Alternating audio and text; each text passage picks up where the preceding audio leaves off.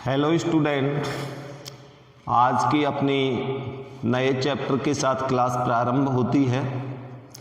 ये नया चैप्टर है बहुपद।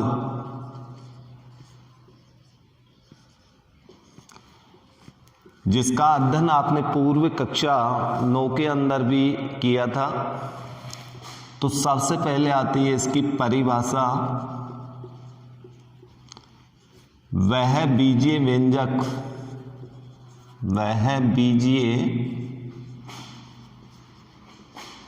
व्यंजक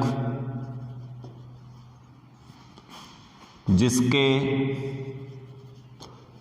प्रत्येक पद में धनात्मक चर x की धन पूर्णांक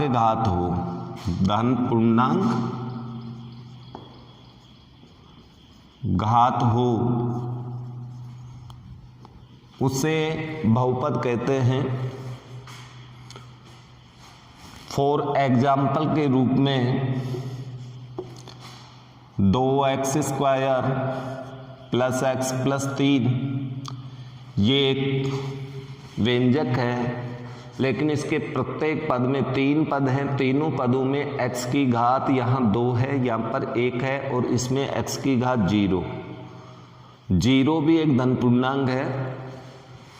नंबर 2, जैसे मान लीजिए कि अपन केवल ये लिखें 2x की घात 3, ये भी एक बहुपद है।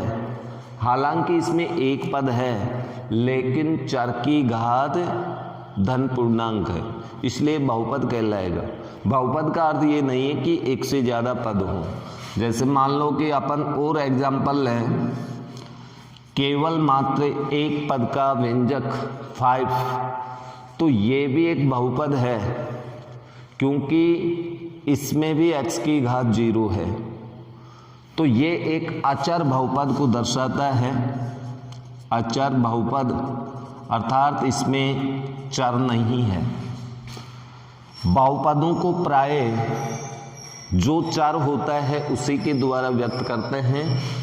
जैसे यहाँ पर x चर है तो बहुपद को px से दर्शाएंगे। यदि बहुपद के प्रत्येक पद में y चर हो तो उसे py से दर्शाएंगे। यदि बहुपद में प्रत्येक पद u के रूप में हो तो उसे pu द्वारा दर्शाते हैं।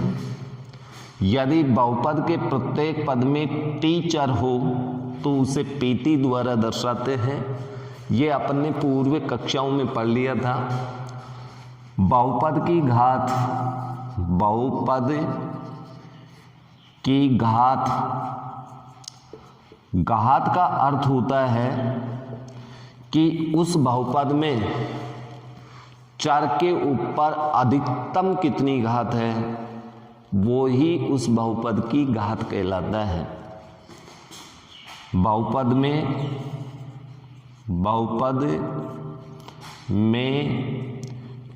किसी भी पद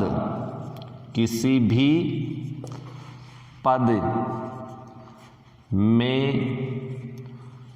चर x की अधिकतम घात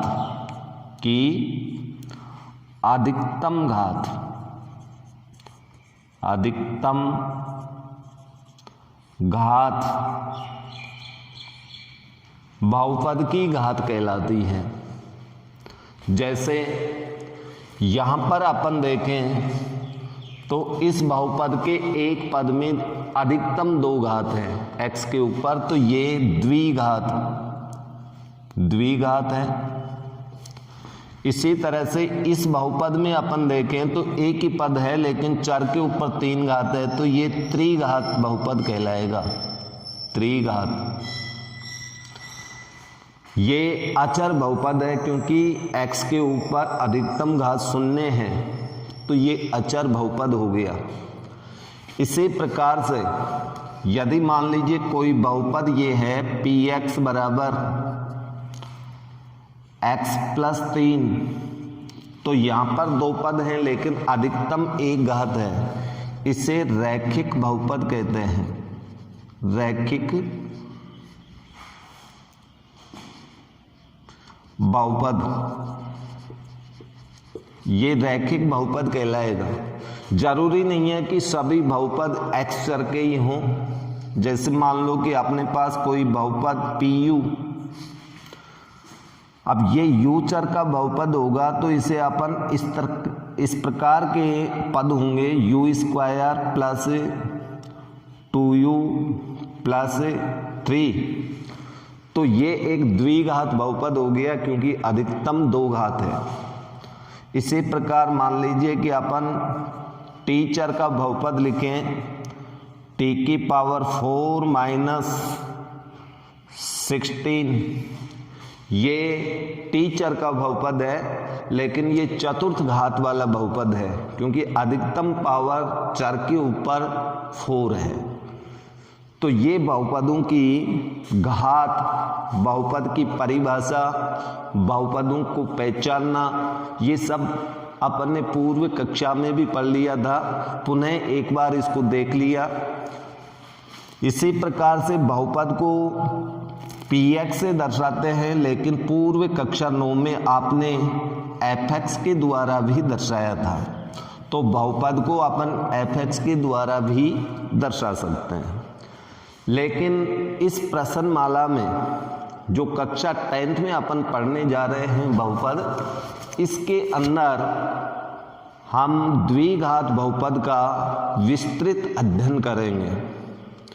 और द्विघात बहुपद का अध्ययन करने से पूर्व हम यहाँ पर बहुपदों के शून्यक के बारे में चर्चा कर लेते हैं। पहले बहुपदों के शून्यक, किसी भी बहुपद के शून्यक का अर्थ होता है यदि उस बहुपद में चर के स्थान पर कोई भी ऐसा रियल नंबर रखा जाए जिससे कि उस बहुपद का मान शून्य हो जाए, वही बहुपद का शून्यक कहलाता है।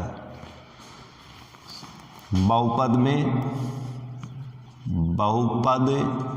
में चर के स्थान पर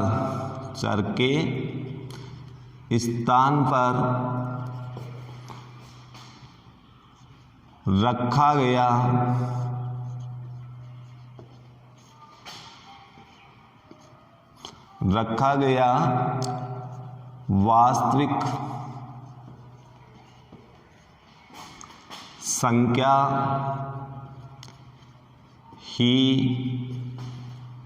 वास्तविक संख्या जिससे बहुपद का मान शून्य हो, वह शून्यक कहलाता है। जैसे उदाहरण के तौर पर हमारे पास कोई बहुपद px बराबर ये दिया हुआ है 2x² प्लस x प्लस 4। इस बहुपद में x के स्थान पर कोई भी वास्तविक नंबर, मान लिया x बराबर k, रखने पर जब x बराबर k रखें तो ये होगा pk, x के स्थान पे k रख दिया तो बहुपद का मान हमें प्राप्त हुआ 2k² प्लस k प्लस 4। और मान लीजिए कि ये मान अपन को शून्य प्राप्त हो रहा है। यदि ये मान शून्य आ जाए k रखने से तो x बराबर k एक शून्यक होगा, एक शून्यक होता है, इसे शून्यक कहते हैं।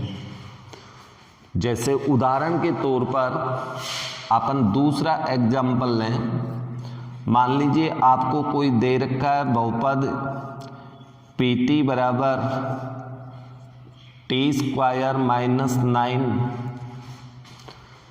तो यहाँ t बराबर यदि अपन 3 रखें तो देखिए अपने पास मान क्या आता है, P3 बराबर t के स्थान पे 3 रखते जाएं, 3 का वर्ग माइनस 9, 3 का वर्ग 9 माइनस 9, तो इसका मान कितना आया, 0।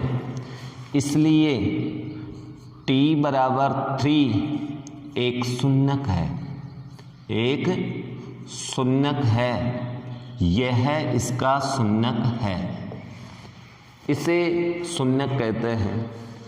अब अपने पास आते हैं बहुपद कई प्रकार के हैं, रैखिक है, द्विघात है, त्रिघात है। जिस बहुपद की जितनी घात होगी उस बहुपद के उतने ही शून्यक होते हैं।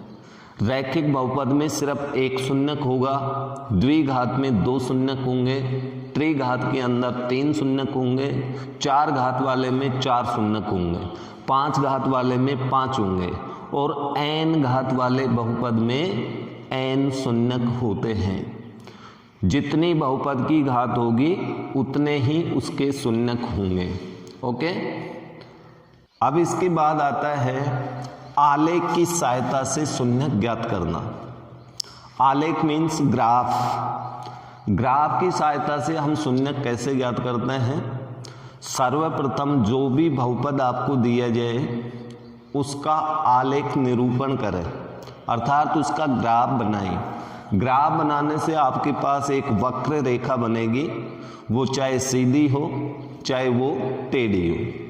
लेकिन जब अपन आलेख बनाते हैं रैखिक बहुपद की, हमेशा एक सीधी स्ट्रेट लाइन आती है और उसके बाद में जो द्विघात बहुपद होते हैं उनकी रेखा ग्राफ के अंदर सीधी भी आ सकती है, वक्र के रूप में भी आ सकती है। लेकिन उन आलेखों की सहायता से शून्यक किस प्रकार से ज्ञात करें? आलेखों की सहायता से शून्यक ज्ञात करने के लिए आलेख बनाने के पश्चात ये देखा जाता है कि वो वक्र रेखा उस आलेख में x अक्ष को काट रही है या y अक्ष को, और वो कितने स्थानों पे काटती है। जितने स्थानों पे काटती है उस बहुपद के उतने ही शून्यक होंगे। जैसे अपने पास कोई बहुपद px, कोई बहुपद px हो, ये कोई बहुपद दे रखा है और इस बहुपद का आलेख बनाएं तो ये x चर का है, तो हम इस बहुपद में ये देखेंगे कि x अक्ष को कितने स्थानों पर वक्र रेखा काटती है, उतने ही इसके शून्यक होंगे। जैसे मान लीजिए कि इसका वक्र बनाया हमने, ये x अक्ष है, ये मूल बिंदु है, ये y अक्ष है, और इसका आलेख बनाई तो हमारे पास आलेख इस प्रकार से बन गया। ये y बराबर px एक बहुपद है और इस बहुपद में x चर है, तो हम सबसे पहले ये देखेंगे कि ये वक्र रेखा x अक्ष को एक यहाँ पर एक यहाँ पर 2 स्थानों पर काटती है, इसलिए इसके शून्यक 2 होंगे। शून्यकों की संख्या कितनी होगी? शून्यक बराबर 2। और यदि यही आलेख मान लीजिए आपके पास, यदि ये आलेख इस प्रकार से होता x बराबर पी वाई, y चर का, यानी y चर के रूप में कोई भी बहुपद होता, चाहे वो रैखिक होता, चाहे द्विघात होता, चाहे त्रिघात होता, चाहे 4 घात होता। यदि ये त्रिघात होता तो y अक्ष को 3 स्थानों पे, यदि ये आपका 1 घात होगा तो 1 स्थान पे, तो y अक्ष को कितने स्थान पे काटा? 1 बार, इसलिए इसका शून्यक इसके लिए 1 होगा। शून्यक बराबर 1। यदि y चर का है तो 1 शून्यक, क्योंकि y अक्ष को 1 स्थान पे काटता है। x चर का बहुपद है तो y x अक्ष को 2 स्थानों पे काट रहा है, इसलिए 2 शून्यक होंगे। तो आलेख की सहायता से आपको इस प्रकार शून्यकों की संख्या ज्ञात करनी है और जो पहली अभ्यास है उसके अंदर आपको इसी प्रकार के प्रश्न दे रखे हैं। ये एक्सरसाइज है आपकी 2.1। 2.1 में आपको केवल आलेख दिए हुए हैं और इन आलेखों को देखकर बहुपदों के शून्यकों की संख्या ज्ञात करनी है। तो सबसे पहले आलेख में आप ये देख लें कि बहुपद y चर का है या x चर का। x चर का है तो x अक्ष को कितने स्थानों पे काटता है ग्राफ, उतने ही शून्यक होंगे। y चर का है तो y अक्ष को कितने स्थानों पे काटता है, उतने ही उसके शून्यक होंगे। तो आइए अपन 2.1 के इन प्रश्नों को देख लेते हैं। यहाँ पर प्रश्नमाला या एक्सरसाइज नंबर 2.1 का पहला प्रश्न है कि बहुपद px के लिए, अब देखिए x चर का बहुपद है y बराबर px, x चर का बहुपद है तो अपन को x अक्ष ही देखना है। यदि इसके स्थान पे x बराबर py होता तो y अक्ष को देखना पड़ता। तो यहाँ पर आलेख की सहायता से शून्यकों की संख्या बतानी है।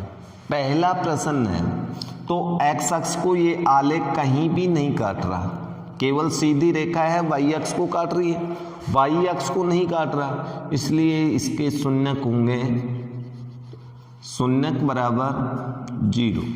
ये आपका उत्तर होगा। सेकंड नंबर वाले में देखो x अक्ष को ये आलेख एक ही स्थान पे काट रहा है, इसलिए इसके शून्यक की संख्या 1 होगी। इसी प्रकार से तीसरा प्रश्न देखिए, x अक्ष को कितने स्थानों पे काट रहा है, एक स्थान पे यहाँ काट रहा है, 2 और 3। तो ये वक्र रेखा 3 स्थानों पे काट रही है तो शून्यकों की संख्या यहाँ पर 3 होगी। इसके शून्यक कितने होंगे, 3। इसी प्रकार चौथा प्रश्न देखिए, चौथे प्रश्न के अंदर x अक्ष को 2 स्थानों पे काट रही है तो शून्यक यहाँ पर 2 होंगे, शून्यक बराबर 2। क्योंकि ये x चर का बहुपद था तो केवल x अक्ष को ही देखना था। y चर का होता तो इस प्रकार से होता x बराबर py, ये y चर का कहलाता है। और जब ये y चर का कहलाएगा तो इसके अंदर अपन y अक्ष को देखते हैं और y अक्ष को देखते तो अपने पास आंसर बदल जाते। पहले में एक शून्य आता क्योंकि y अक्ष को एक स्थान पे काट रहा है, दूसरे में भी एक आता है एक स्थान पे काट रहा है, तीसरे के अंदर भी एक आता और चौथे के अंदर शून्यकों की संख्या 0 हो जाती क्योंकि y अक्ष को काट रहा ही नहीं है। तो इस प्रकार के प्रश्न है 2.1 में।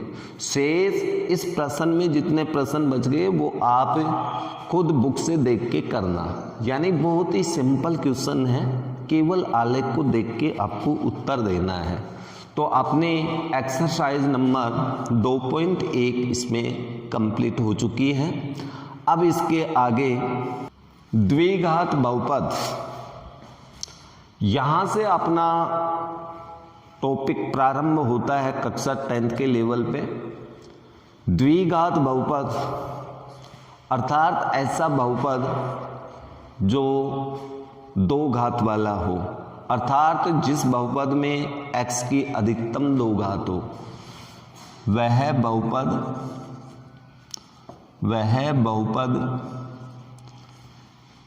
जिसके किसी भी पद में चर की अधिकतम घात 2 हो, वह द्विघात बहुपद कहलाता है। और द्विघात बहुपद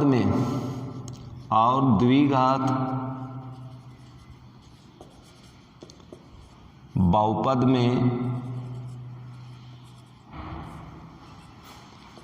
2 ही शून्यक होते हैं, 2 ही शून्यक होते हैं।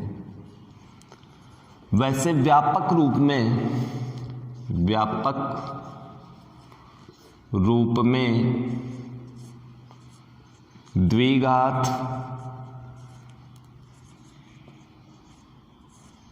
बहुपद px बराबर ax² plus bx plus c रूप में व्यक्त करते हैं। ये द्विघात बहुपद का व्यापक रूप है और जहां a does not equal 0, a का मान 0 नहीं होगा, b 0 हो सकता है, c 0 हो सकता है, b और c दोनों 0 हो सकते हैं, लेकिन a का मान कभी भी 0 नहीं होगा, तो वह द्विघात बहुपद कहलाता है।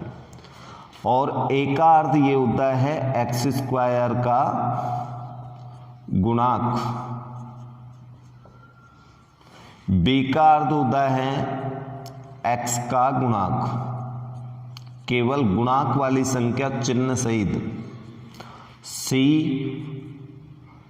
अचर गुणांक, अचर गुणांक। ये बहुपद द्विघात बहुपद की मानक रूप या व्यापक रूप अपना कंप्लीट हो चुका। अब इसके बाद में ये आता है, जैसे मान लीजिए कि अपन उदाहरण के तौर पर यहाँ एक बहुपद द्विघात लिख देता हूँ, 2x² प्लस 3, ये एक द्विघात बहुपद है, इसी रूप का है। तो यहाँ पर a का मान, यदि a का मान निकालें तो x² का गुणांक प्लस 2 है, b का मान निकालें तो x का पद ही नहीं है, इसलिए b का x का गुणांक 0, c का मान निकालेंगे तो अचर पद 3 है। तो इस तरह से ABC का मान निकालना आपको आना चाहिए, और ये मान निकालना तो अपन ने पूर्व कक्षा 9 में भी पढ़ा था, वो ही अपने पास है, तो ये आप सब लोगों को वैसे आता है। अब इसके बाद में देखते हैं द्विघात बहुपद के शून्यक कैसे ज्ञात करें। तो शून्यक ज्ञात करने के लिए द्विघात बहुपद के गुणनखंड करेंगे, और गुणनखंड करने के बाद में प्रत्येक गुणनखंड को 0 के बराबर लगाएं और x का मान ज्ञात कर लें, वो ही बहुपद के शून्यक होंगे। ओके, द्विघात बहुपद के शून्यक ज्ञात करना। देखिए, द्विघात बहुपद के शून्यक ज्ञात करने के लिए अपन को गुणनखंड करना पड़ेगा।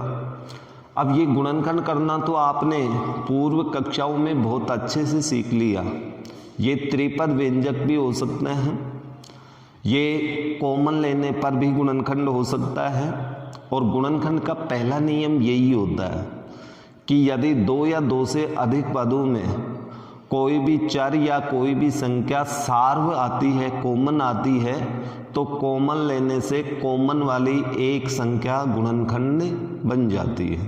तो पहला कार्य होगा, कॉमन आता है तो कॉमन लें, कॉमन नहीं आता है, त्रिपदीय है, तो बीच वाली संख्या के टुकड़े करके गुणनखंड करें, और गुणनखंड करने के पश्चात उन गुणनखंडों को 0 के बराबर रखेंगे तो अपने पास चर के 2 मान प्राप्त होंगे।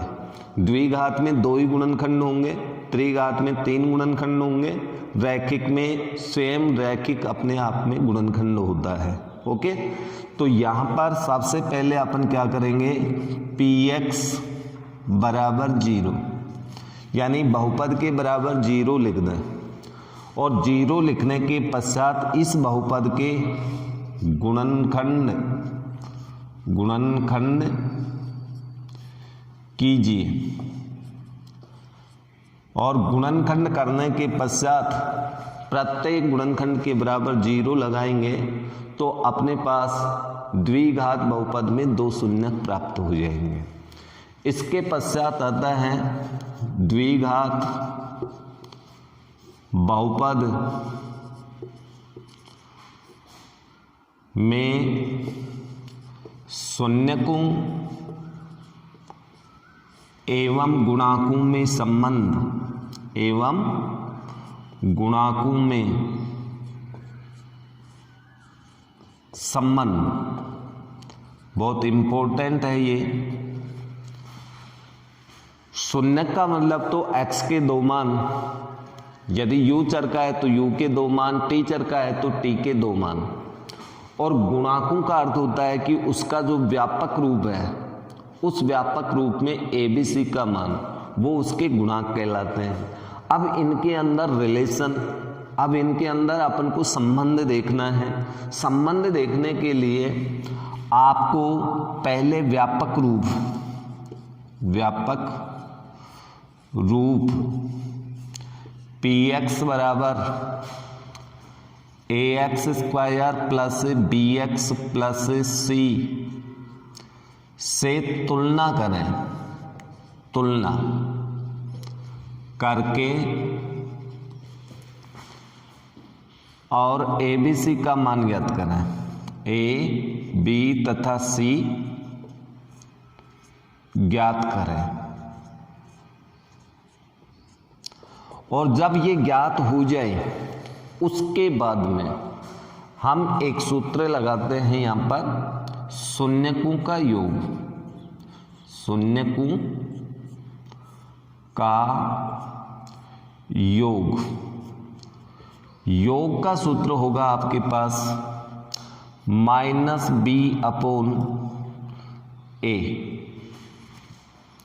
या फिर इसको अपन ऐसे भी लिख सकते हैं -x का गुणांक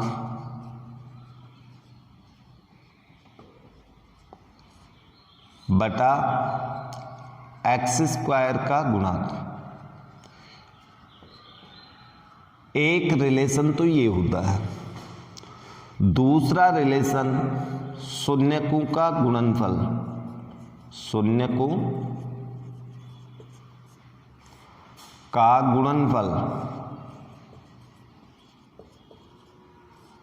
फल, और इसके लिए सूत्र होगा c/a। इसमें प्लस चिन्ह है लेकिन इसमें माइनस चिन्ह है, ध्यान रखें।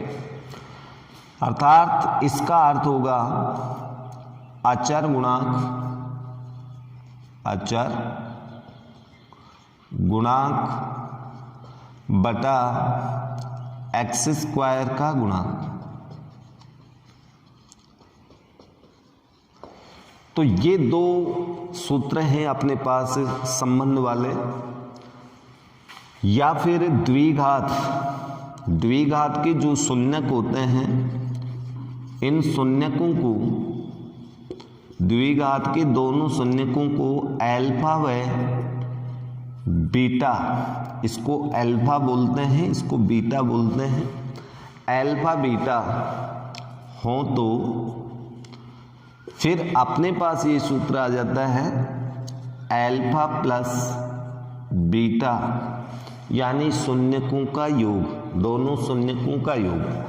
अथवा के रूप में लिख लेना ये अथवा, यानी ये हिंदी में लिखा हुआ है और ये सांकेतिक रूप में, जहां अल्फा और बीटा दो शून्यक हैं, अल्फा प्लस बीटा बराबर -b/a। और दूसरा संबंध का सूत्र होगा अल्फा डॉट बीटा, यानी अल्फा गुणा बीटा, दोनों शून्यकों का गुणनफल c/a। ओके, तो ये अपने पास द्विघात बहुपद से संबंधित कुछ प्रश्न, कुछ सूत्र थे जिनको अपन जिसकी सहायता से इन प्रश्नों को अपन हल करेंगे। यहाँ पर अपन कुछ एग्जाम्पल देखते हैं। एग्जाम्पल नंबर 2, बहुपद, एक बहुपद दे रखा है एक्स चर का, इसके शून्यक ज्ञात कीजिए और शून्यकों तथा गुणाकों में संबंध की सत्यता की जांच कीजिए। तो इस प्रकार के प्रश्नों को हल करने के लिए पहले अपन को शून्यक ज्ञात करना है। अब शून्यक के लिए देखिए, बुक से थोड़ा सा हटके, बुक में ऐसा लिखा हुआ नहीं मिलेगा। अपन जानते हैं शून्यक ज्ञात करने के लिए बहुपद को अपन 0 के बराबर रखेंगे, फिर गुणनखंड करेंगे और उन दोनों गुणनखंडों से दो शून्यक निकालेंगे। तो देखिए कैसे निकालते हैं। सबसे पहले देखिए हिंदी में बहुपद लिखा है, बहुपद को प्राय अपन क्या लिखते हैं, px बराबर 0। ये शून्यक के लिए अपन करेंगे, शून्यक के लिए px बराबर 0, या आप पहले लिख दें यहाँ पर शून्यक के लिए, शून्यक के लिए px बराबर 0। px का मतलब बहुपद। अब बहुपद को लिखें यहाँ पर px के स्थान पे 7x प्लस 10 बराबर 0। अब इसके गुणनखंड करेंगे तो ये त्रिपदीय है। बीच वाली संख्या 7 के ऐसे टुकड़े करें कि दोनों टुकड़ों को गुणा करें तो 10 आए, दोनों का योग अथवा घटाव करें तो 7 आए। तो ऐसी दो संख्या अपन देखें, 5 गुणा 2, 5 को 2 से गुणा करेंगे 10 आएगा, 5 और 2 को जोड़ेंगे तो 7 आएगा, अर्थात 7 के 2 टुकड़े हो जाएंगे, एक्स स्क्वायर प्लस 7 के स्थान पे 5 प्लस 2 इंटू एक्स प्लस 10 बराबर 0। ये टुकड़े हो गए। त्रिघात बहुपद था इसलिए टुकड़ों की सहायता से गुणनखंड होगा। एक्स स्क्वायर प्लस कोष्टक खोलने पर 5x प्लस 2x प्लस 10 बराबर 0। पहले दो पदों में कॉमन, लास्ट के दो पदों में दो पदों की जोड़े बना लेते हैं। x कॉमन आ गया तो यहाँ x बचेगा, आगे चिन्ह प्लस है, 5 बचेगा, x को सार्व लिया। यहाँ पर चिन्ह आपका प्लस है, चिन्ह का विशेष ध्यान रखें। 2 कॉमन आ रहा है, 2 का भाग दोनों में जा रहा है तो x प्लस 5। यदि यहाँ पर प्लस चिन्ह कॉमन लेते हैं तो अगला चिन्ह ऐसे के ऐसे आएगा। यदि यहाँ पर माइनस चिन्ह कॉमन लेते हैं तो अगला ये चिन्ह बदल जाता है, बराबर 0। एक गुणनखंड आपका जो कॉमन लिया वो होगा एक गुणनखंड आपका कोष्टक वाला। ये 2 गुणनखंड हो गए। अब इन दोनों गुणनखंडों का अर्थ ये होता है कि x प्लस 5 बराबर 0, या फिर दूसरे गुणनखंड x प्लस 2 बराबर 0। जब इसको अपन हल करेंगे यानी पक्षांतरण x के सापेक्ष, तो x बराबर 5 को उधर ले जाएंगे माइनस होगा, तो x बराबर -5, इससे x बराबर -2, अर्थात ये x के 2 मान प्राप्त हुए, ये ही शून्यक कहलाते हैं। इसलिए शून्यक अपने पास आ गए -5 और -2, ये 2 शून्यक हैं। अब इसमें शून्यकों तथा गुणाकों में संबंध की सत्यता की जांच करते हैं। शून्यक निकालना आपके समझ में आ गया। अब अपन देखते हैं शून्यकों एवं गुणाकों में संबंध की सत्यता की जांच। तो ये संबंध की सत्यता की जांच, संबंध की सत्यता की जांच। अब अपन जांच करते हैं। शून्यक अपने पास ये हैं दोनों, तो अपन जानते हैं शून्यकों का योग, शून्यकों का योग करते हैं पहले। तो अपने पास सूत्र था b/a। दोनों शून्यक इसमें योग करें, -5 प्लस -2 बराबर -b। अब देखिए आपका बहुपद ये है तो इसमें b का मान देख लो कितना है। b का मान 7 है, पहले चिन्ह माइनस, b का मान 7।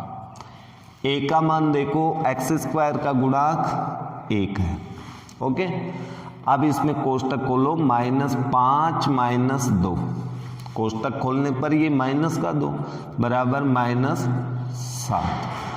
-5 और -2 मीन्स -7 बराबर -7, दोनों पक्ष बिल्कुल बराबर, तो ये सत्यता की जांच हो गई। दूसरे फॉर्मूले से जांच करें, शून्यकों का गुणनफल, और गुणनफल के लिए अपने पास सूत्र होगा कौन सा, c/a। इसमें भी मान रख दो, दोनों शून्यकों को, इन दोनों को यहां गुणा करके देखें, -5 गुणा -2 और c का मान यहां से देखें 10, a का मान 1। ओके, -5 को -2 से गुणा करेंगे तो प्लस का 10 आएगा और 10 में 1 का भाग दे तो 10, अर्थात दोनों ही सूत्रों से मान बिल्कुल सही आ रहा है। तो ये सत्यता की जांच हो गई। तो एक प्रश्न आपका अभ्यास 2.2 के अंदर इस टाइप का है। तो इस टाइप वाले प्रश्न सारे ऐसे ही होंगे। द्विघात बहुपद ज्ञात कीजिए जिसके शून्यकों का योग एवं गुणनफल आपको दे रखा है। योग भी दे रखा है और गुणनफल भी दे रखा है। अब द्विघात बहुपद ज्ञात करेंगे तो उसका व्यापक रूप में अपन को मान रखना पड़ेगा ABC का, अर्थात A का, B का और C का मान निकालना है। तो सबसे पहले योग दिया है, गुणनफल दिया है, तो दोनों के सूत्र लिखने पड़ेंगे। शून्यकों का योग, शून्यकों का योग, योग बराबर अपना सूत्र होता है -B/A बराबर दिया है -3/1 लिख सकते हैं। शून्यकों का गुणनफल, शून्यकों का गुणनफल बराबर सूत्र होता है C/A और ये मान आपको 2 दे रखा है तो 2/1 लिख सकते हैं। तो यहां अपन तुलना करेंगे। देखिए इसमें A का मान 1, इसमें भी A का मान 1 और A का मान सेम होगा तभी ही ABC का मान निकलेगा। तो यहां तुलना से A बराबर 1, B का मान देखो कितना है -B बराबर -3, तो -B बराबर -3 है तो माइनस से माइनस कट जाएगा, B बराबर +3, तो B का मान हो गया +3। C की तुलना करें तो C बराबर 2, इसलिए द्विघात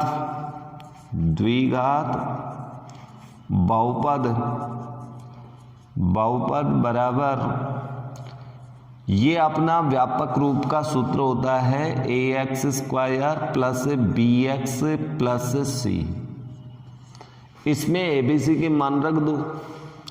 ABC का मान रखेंगे तो A मीन्स 1 × x², B का मान रखें तो 3 × x और C के स्थान पे 2, यानी कुल मिला के अपने पास x² + 3x + 2, ये द्विघात बहुपद प्राप्त होगा।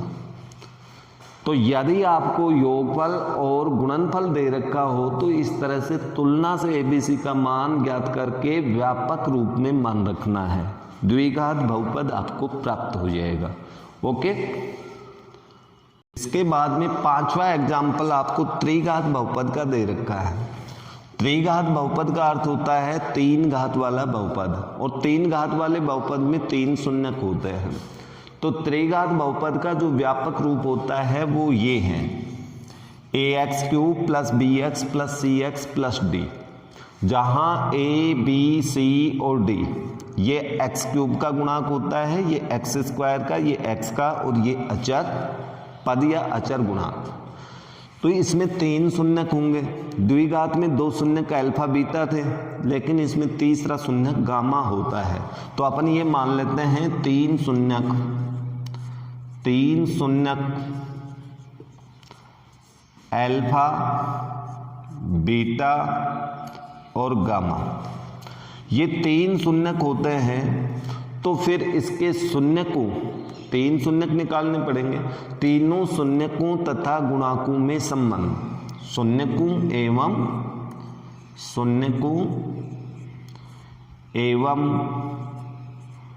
गुणांकों में संबंध, गुणांकों में संबंध। वैसे ये परीक्षा की दृष्टि से नहीं है, तो परीक्षा की दृष्टि से नहीं है पांचवा एग्जाम्पल, लेकिन पांचवा एग्जाम्पल इसमें दे रखा है तो थोड़ा सा मैं आपको बता देता हूँ। ये तीनों शून्यकों तथा गुणांकों में संबंध की जांच करें तो पहली जांच ये होती है alpha plus beta plus gamma, अर्थात तीनों शून्यकों का योग। और तीनों शून्यकों के योग के लिए अपन को सूत्र लगाना पड़ेगा माइनस बी अपॉन ए, पहला सूत्र।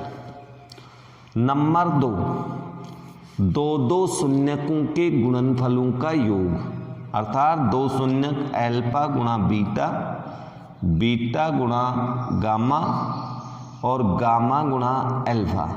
अब इनका योगफल, तो इसका सूत्र होगा C/A।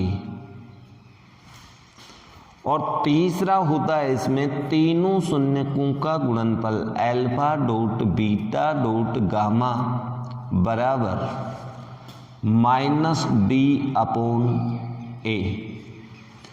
तो ये संबंध के लिए इसमें 3 सूत्र होते हैं, द्विघात वाले में 2 सूत्र होते हैं, लेकिन ये परीक्षा की दृष्टि से नहीं है, इसलिए इसमें 5वां एग्जाम्पल छोड़ दिया गया। और अब आपकी प्रश्नमाला 2.2 के ये कुछ प्रश्न दे रखे हैं।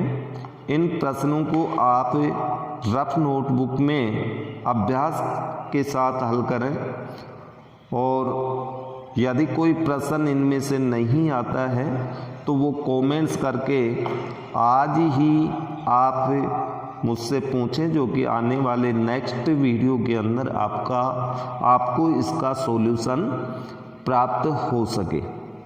ये कुछ प्रश्न हैं। यदि आपके पास NCERT बुक नहीं है तो यहाँ से इन प्रश्नों को देख लें और अभ्यास करें। वैसे आप नेट के द्वारा NCERT बुक की PDF डाउनलोड कर सकते हैं। और नेक्स्ट वीडियो या नेक्स्ट क्लास लेके आए, तब तक के लिए दीजिए इजाज़त। धन्यवाद।